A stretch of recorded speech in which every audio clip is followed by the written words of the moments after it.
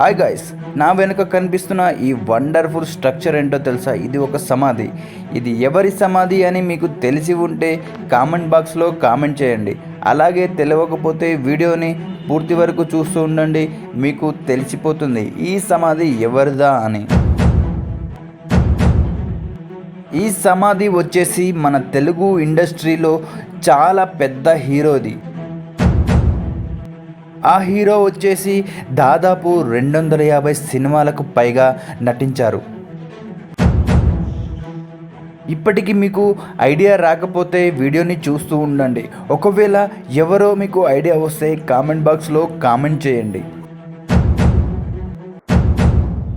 అలాగే ఈ హీరో వచ్చేసి మన ఉమ్మడి తెలుగు రాష్ట్రాలకు ముఖ్యమంత్రిగా కూడా ఉన్నారు. ఇంకా ఐడియా రాలేదా? సరే, నేనే చెప్తాను.